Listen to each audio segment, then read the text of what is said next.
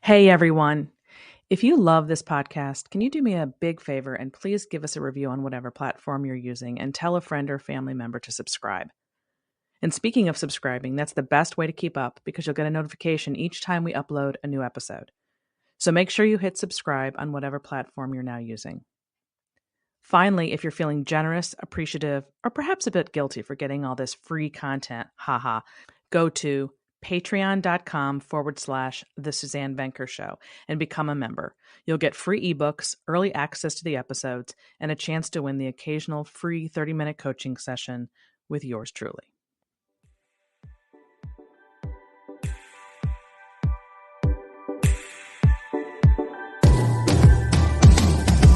From the magnificent Midwest, it's the Suzanne Venker Show, where men and women are equal in value but wildly different by nature.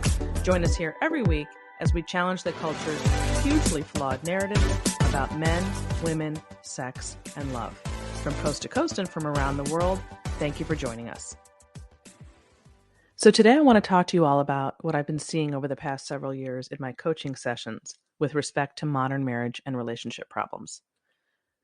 Many of which are markedly different from the kinds of things that those of us over, say, 50 have had to deal with. There is some overlap, for sure, but most of the issues are unquestionably related to the way we live today. So if you're married and you're in your 20s, 30s, or 40s, this will be super helpful. And if you're older, like me, and have young adult kids, please pass this episode on to them. But before we get to that, I want to let you all know that I'm going to be showing up live in a few weeks exclusively for my Patreon supporters, which means that if you're not a Patreon supporter, I would encourage you to become one so you don't miss out.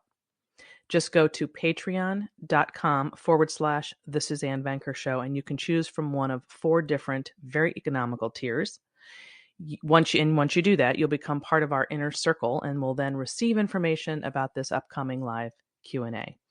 And as a bonus, you'll also get free ebooks sent to you immediately, as well as early releases each week of every episode. And now on to today's show. So it's been truly eye-opening and somewhat disheartening, to be honest, to learn the scope of what young couples today have to contend with, young married couples specifically, compared to, what we more seasoned couples have had to, which again is not to say that we older couples are spared all of these things I'm going to talk about. There's overlap for sure. But in fact, particularly the first 3 of the 7 I've listed here, you know, no matter how old you are, you're going to potentially relate to this. But I do think based on what I'm seeing that the younger you are, the more pressing these issues have become. So basically what I've done is to list the top 6 problems that I see over and over again in my coaching so that you can gain some perspective on what you're dealing with in knowing that you're not alone and hopefully glean some helpful tools for your own marriage. A few of these topics are so big that they could actually be an episode all their own, which I might do in the future. But for now, I just want to make sure we get all 6 of these in. So I'm not necessarily going to do a deep dive, but just keeping that in mind. Okay. So number 1, products of divorce. At least half, if not more, of the couples or in individuals that I see are products of divorce. And I want you to really think about, I mean, we know this, but we don't ever talk about it. Just the scope of what that means for a person when they go to get married themselves. These are folks who have had no role model for marriage whatsoever. They are starting with a completely blank slate.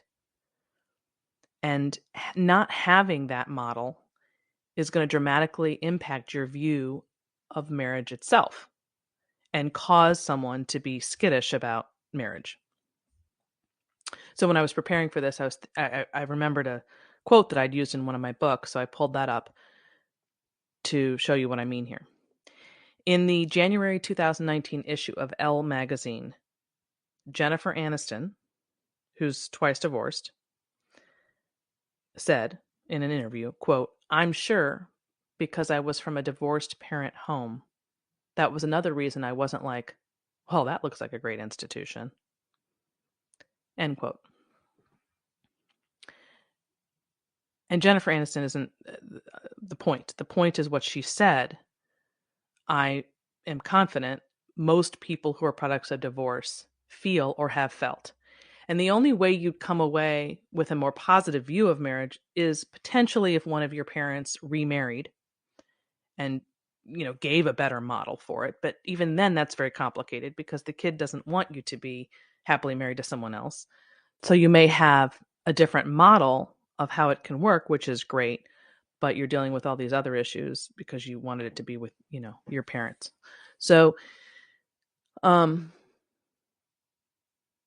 that's that blank slate is, well, my husband describes it, because you guys know, you've heard now, I think. If you haven't, I'll announce it now. My husband is a product of divorce, and he talks about it being a hole that you walk through life with because there's no home base. There's no grounded home base for you to fall back on or to consider when you think about home and family. So you have to heal from that experience if you're going to move forward and create your own family and be married. And for some people, that's a lifelong experience. It's not like you're going to all of a sudden heal and then, okay, now I'm going to get married. It just doesn't work that way. So you're going to carry that with you. But the point isn't that you can't be successful in your own marriage if you come from a divorced family. That's not at all my point. My point is that it's going to be harder. You're going to have a harder road because you never really learned how to trust or how to treat the opposite sex even. So you're really at a disadvantage there. I mean, you could almost argue that it's better to have witnessed an unhealthy marriage than no marriage, because at least you have something then to reject. So that was, again, just to use myself as an example, that's something that Bill and I dealt with. He didn't have anything, and I had something I didn't want. So those aren't really equal ways of coming at it, because if you have something you don't want, you know exactly where you're going. Sometimes all it takes is just knowing what you don't want. That can often be better than knowing exactly where you want to go. But if you're flailing about in the wind because you have nothing to even reject, that's just a harder road. It's just a very common problem that I see all the time, and there's just no dialogue about divorce in the public realm, because that would be considered guilt-tripping parents who got divorced. But by not talking about it, we're ignoring the millions of people who are carrying this around with them into their own marriages. So how to solve this if you're a product of divorce and you are relating to what I'm saying? Be mindful, super, super mindful of how you were raised and how that's working against you. Like I said, the road will be harder as a result, but that doesn't mean you're doomed or that it's hopeless. You just have to always have in the forefront of your mind that you were not given a leg up, and you want to figure out how to get where you're going, and really know where that is that you're going, and get that super clear with your spouse. The key is to have a positive and a shared view of marriage with your spouse. This is critical to being successful. If you and he or she are going in the same direction, regardless of how bumpy the road is, that can be more powerful than anything else, because you're going to the same place. It's going to get you through the hard times because you're confident the other person isn't going to bolt. And I think I'm not a product of divorce, so I can only express what I know through my husband, that, because that's his story, not mine. I would say it took him a long time to get rid of that feeling that, not necessarily, I guess me, I don't know that. I mean, I don't know. Like the person's not going to bolt because they have that same view of marriage, but you aren't, you leave a little bit of space in your brain for the fact that it could happen because it happened to you and you saw it. But what you didn't see with your parents is that they probably didn't have this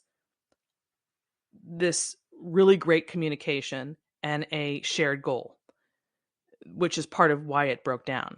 So just because they didn't, that's their story. That doesn't have to be your story. So that's why I'm saying that the key is to have a positive view of marriage. You agree on marriage as an institution, and a shared view of marriage and where you're going. And that can bind you and keep you secure. But the person who's the product of divorce is always going to deal with these things, until they're not. And that probably takes many years to do. So, and I don't know, that's what's worked for us with our situation. I hope it will work for you. As I say, I see it constantly in my coaching sessions that people are products of divorce and they're not dealing with it. They're not mindful. They don't have a shared view with their spouse. They're not talking about it. And they're not aware of how their inability to trust or their fear of it ending is affecting the way they're communicating with their spouse, or just affecting their marriage in general. So that's number one, being products of divorce and how prevalent that is in modern marriages. Number two, work-family conflict.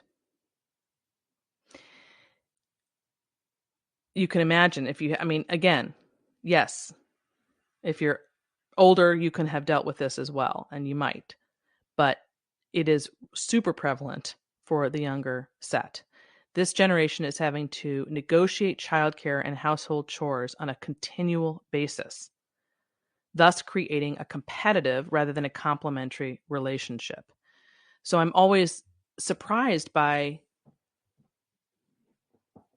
not the fact that that's a thing, because I get why it's a thing. We know that women are in the workforce and they weren't to the same degree 30, 40 years ago. So clearly that's where it comes from.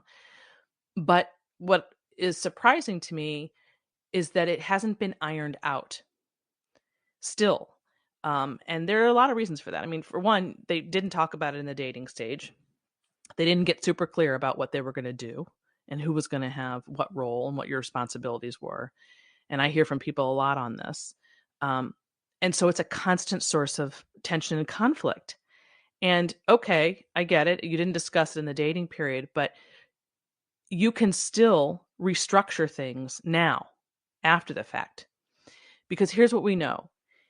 Not working as a team, where two people may be performing different duties, but with an understanding that no one specific duty is more important than the other, that they're just all pieces of this larger puzzle, will not just strain your relationship, but it can kill it. If you are not clear on kind of goes back to number one, where you're going and how you're going to get there. I guess that's the best way of saying it. Preferably you decide in advance. If you didn't, just decide now. If it's causing constant conflict, who is going to be responsible for what?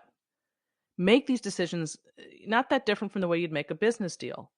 Keep the conflict on the table. That's another big thing about conflict. I had my last episode, I think 1 or 2 ago, was on dealing with conflict. If you guys missed that, it's so important to keep the topic on the table between you and not make it personal. That's the key to resolving conflict. Think of yourself on one side and your spouse on the other, and the issue on the table between you. Keep it about that issue. Do not make it personal. Do not attack, and do not defend. Just, here's the issue. How are we going to resolve it? It's not me. It's not you. It's just, here's the situation. Okay, we maybe messed up. We should have just discussed it before, but here we are now. So how are we going to solve it? That is how you will ultimately get to the bottom of this work-family conflict. Why should you spend the rest of your marriage dealing with something that's solvable and fighting about it over and over again? Restructure it. Who's going to do what? And yeah, for some people that may mean going from full-time work to part-time work. For some people that may mean accepting that you're always going to be the one who cooks and he or she's always going to be the one who cleans. Or if you're married to somebody who is really, really high-powered and successful and never home, and you've chosen that, then guess what? You're going to do everything on the home front. And that's the way it is. I mean, you're going to have to keep the perspective of what you ultimately want and be willing to deal with those trade-offs and sacrifices. And if it's not working for you, then you restructure it and you have a conversation about it, always with that end goal of, we're in this for the long haul. Here's where we are today. Here's what we did or didn't do. How can we restructure it to make this work? And just get rid of that whole 50-50 mentality, by the way, when you're dealing with this work family thing.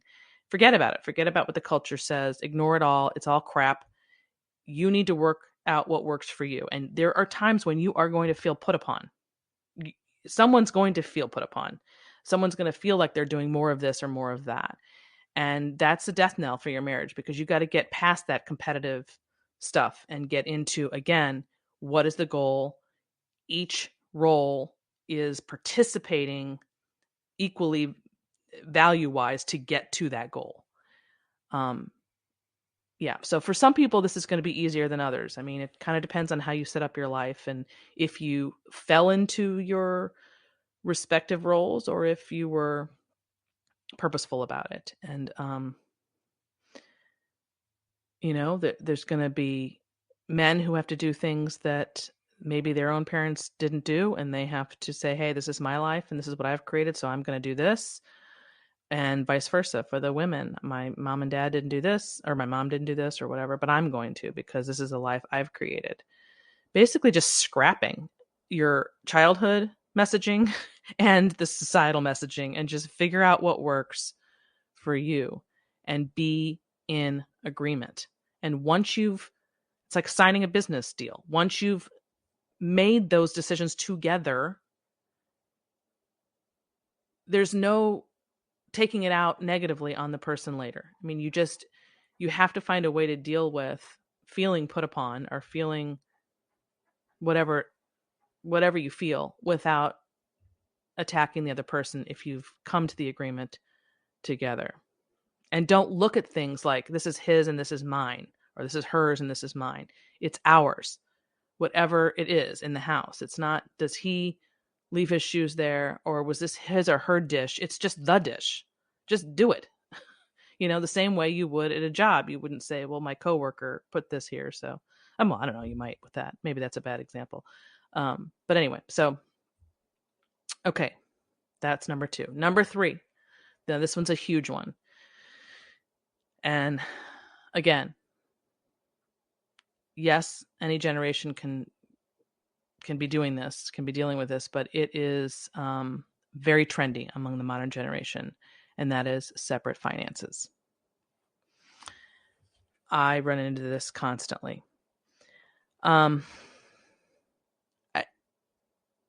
It's so trendy and assumed that that's the proper way of doing things that it takes a real,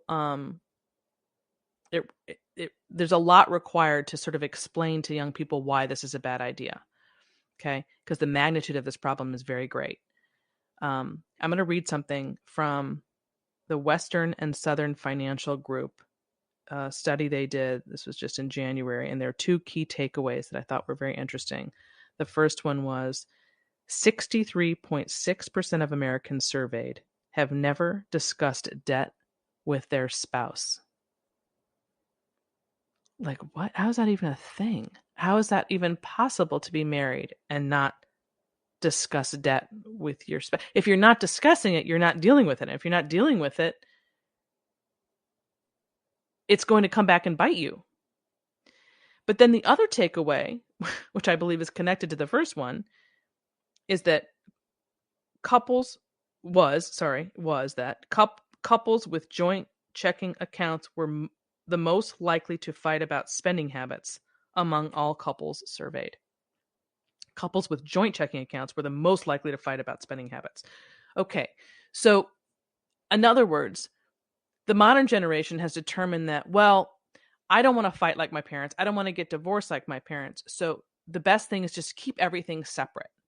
That way, there's no conflict. They're not having to duke it out with their spouse, for lack of a better phrase. So which they associate with a bad marriage, having the conflict. And this is where they've got it wrong. Okay.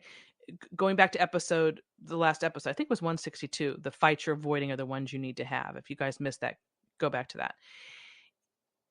The fact that you're not fighting may make your marriage feel more peaceful, for sure. It will be more seemingly peaceful until some event occurs, which it always will, that is going to make you have to face your demons. So when you're avoiding conflict, you're not improving your marriage. You're making it 1,000 times worse because you're trying to work around the elephant in the room by not dealing with it and naming it. Thus feeling like your relationship is smoother because there's less conversation that is potentially explosive. So that is ultimately weakening your marriage because it's like you're buying time to feel comfortable, but in the end, it's going to explode. So how do you solve this? We know, and I've said over and over, that the number one most important aspect of having a healthy marriage is to have a team mentality. That's it. You've got to be on the same team. Nowhere is that more obvious than with your money. If you are having separate accounts and never discussing money or, God forbid, debt, as this research showed, you're essentially living like roommates. It might be quieter in your household, but that doesn't mean you have a stronger or healthier marriage. It just means you're just not dealing with anything. And you're not having the intimacy. That's the trade-off. It's quieter, and you're not dealing with conflict, but you don't have the intimacy that will come from walking into the fire, having those hard conversations, and coming out with a rock solid team mentality. So, for example, one way of doing that is to have budget meetings. And maybe for some people, this will be like, what? How does that even make you closer? Budget meetings can actually bring you closer, believe it or not. Now, that's assuming you even have a budget. You may not even have a budget, but I'll just use budget meetings right now as a loose term for coming together to talk about money, whatever that means for you. It's in those conversations where you're facing and talking about how and why you spend the way you do, and having a goal that you're both trying to reach where you're on the same team about it, that's going to allow you to not only get where you want to go faster, but also withstand the things that are going to come along in the meantime. Because if you're never discussing it and then these things happen, which they do, that are money related, you're going to end up having blowups because you've never decided in advance how you're going to deal with this. And of course, so much of this comes down to trust, right? You have to talk openly with your partner about your trust issues when it comes to money, which is why I talked in the past about that book, Know Yourself, Know Your Money by Rachel Cruz, which is super helpful. I mean, it goes into your childhood about what the messaging that you got about money was and what it represents for you and how you think about money, money is a mirror. It's a mirror. And if you don't look in it, you're never going to have, and when you're married, I should say, I guess you could never look at it when you're single. It doesn't really matter. But, well, that's not true because you can get yourself into trouble financially if you're never paying attention. But I'm just concerned about the marriage piece. So if you don't ever look in the mirror when you're married, you're never going to have intimacy in your marriage. That intimacy only comes when you let down your guard, you're vulnerable with your spouse, you're dealing with your trust issues, you're dealing with the specifics of how you spend, why you spend, how you feel about that, where you're going, what's the plan, all of that. If you're not doing any of that, you're just roommates. You have yours, I have mine, and we'll just live quietly like roommates, which people do. I mean, you can do it. And if you're in both agreement on that, who am I to tell you otherwise, right? But almost always, um, A, someone's unhappy about that and doesn't agree on that. And B, the problems that are arising in your marriage are related 100% to the fact that you're avoiding these conversations and that you're not on the same page. I mean, there isn't a person that I talk to who's married. I mean, I talk to single and married people, but there isn't a married individual or couple I speak with for whom money is not an issue. Okay. Now, these last four are definitely more relatable to the younger generations. Number 4, millions of husbands. Well, I shouldn't say millions. Many, many husbands are now on YouTube getting advice about women and men from angry men. When I first experienced, when I first realized that in coaching that was a thing, I finally said, okay, there's been, when it first happened, I didn't think anything of it. And then it just kept repeating itself. And I realized the number of husbands who are desperate for information about how to improve their marriage, who isn't? And instead of seeking out good information, they are relying on angry men on YouTube to explain to them how women think. And I finally got so frustrated. I'm like, y'all have to stop doing that. That is not the way to improve your marriage. Now, I'm not against YouTube. If you want to get your advice from YouTube, then be very selective about who you're getting your advice from. For example, obviously, if you're going to go to somebody like Jordan Peterson, who is married and whose intellect and experience is extremely different from those angry men that you're hearing from, you're going to do well by going that direction. So bottom line is you have to be very selective about where you're getting information, because what's happening is these husbands are desperate and they're looking online and they're listening too much to these people who are not married and who are angry at women and who are explaining how women work. And then they're bringing that into their marriages, some of them, by thinking that they know women now. And this is how women are supposed to react. So you're supposed to do this.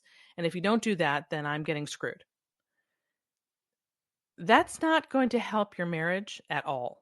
That's not the way to go about it. Be very selective and very careful about who you get your information from, and be careful not to ascribe that to your marriage necessarily, because it may be that your marriage is, and what you're dealing with in your relationship is very different from what you're hearing from these people. The less time you spend trying to figure it out that way and just directly on your wife and on your marriage, the better off you're going to be. And of course, if you're going to get coaching, get it from somebody who's married, right? It's just, and who promotes marriage and who has struggled, him or herself, and came out on the other side.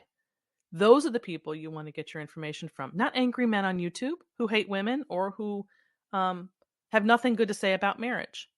And I say that as somebody whose podcast is going to be on YouTube, so I'll probably be hearing from some of these men after they listen to this.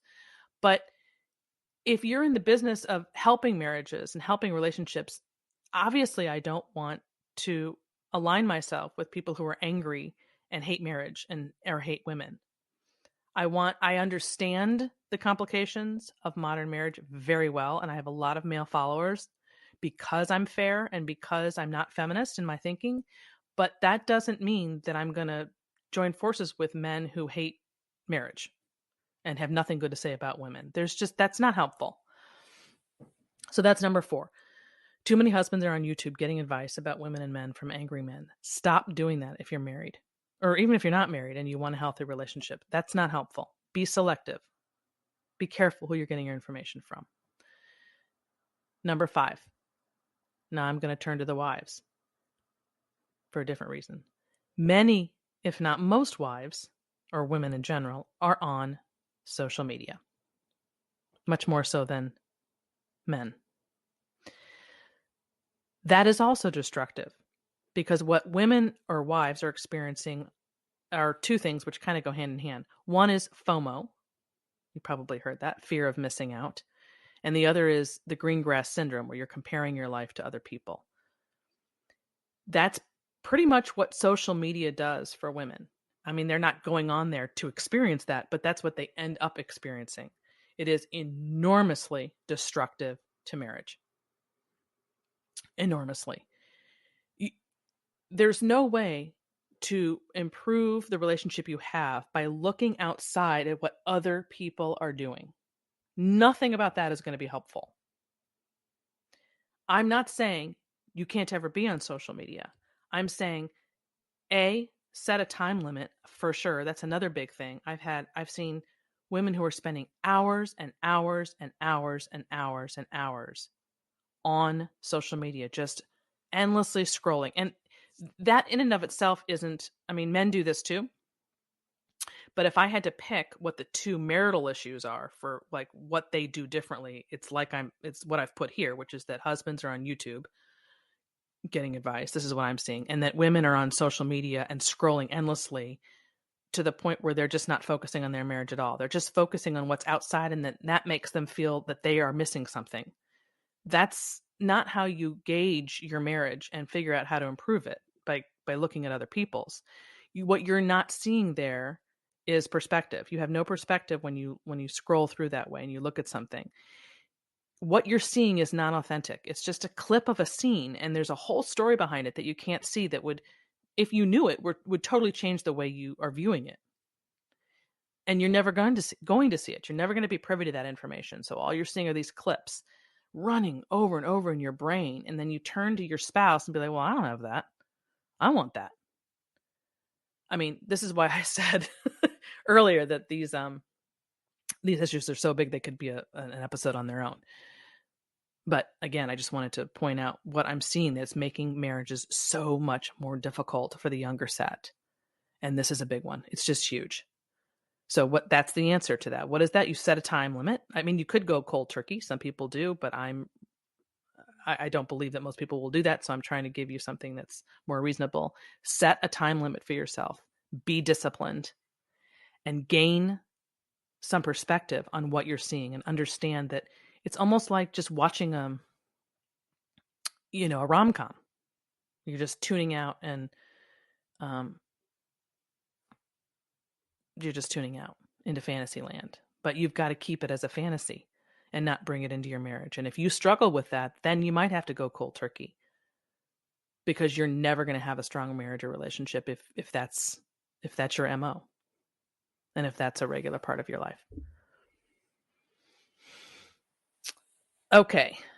And this last one is a bit personal for me. Number 6. Working from home with your spouse. Working from home with your spouse. Okay, so this is kind of funny. Well, it's not funny. I'm seeing this more and more, and I personally believe, I could be totally wrong, but I think that this is going to be the norm going forward. I think with our young adult kids, when they get married, I think you're going to see a lot more of this working from home together that has already begun, but it'll be in full force. And again, could be totally wrong, but that's just my gut feeling on it. And interestingly enough, it's something I have a tremendous experience with.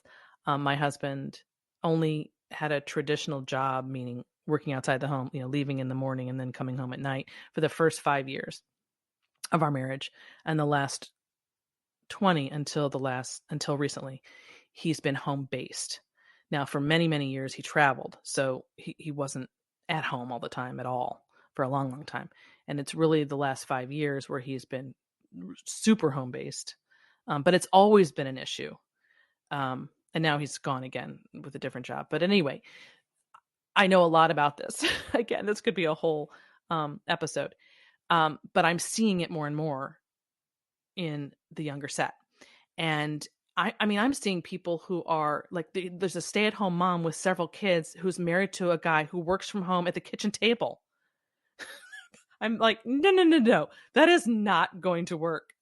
So the logistics of that, I mean, I just feel for them so much, because that's not something that anybody's doing wrong. It's just a circumstance that is just going to be an added stressor on your marriage for many, many people. So how do you solve that?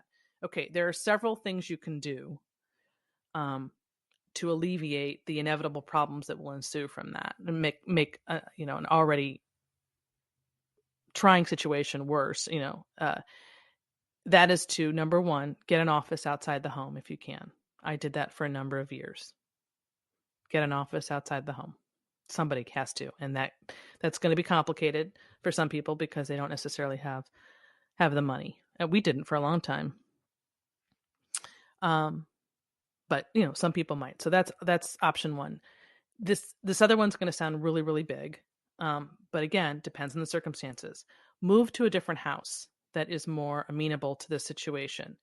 Now, I know that's a big ask for a situation, but it depends on if this is permanent and how much you're home. I mean, if you're talking about being home permanently all the time and it's never going to be any different, then it's totally worth it to go through all that, to move to a house that is set up in such a way that will make that work better. If you absolutely can't do that, then at the very least, you'd set up a room in the house that is away from the main area and set up very strict rules about how you're going to live.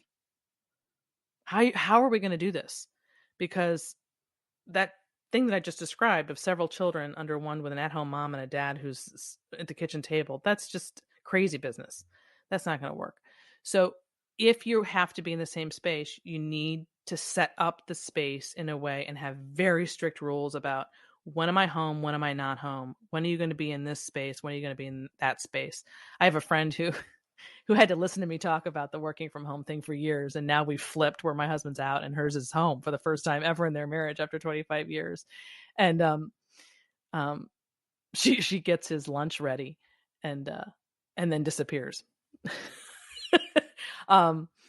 And he doesn't, I don't know. It's just, their situation's a little bit different. I don't think he really comes out of his office, and they've worked it out.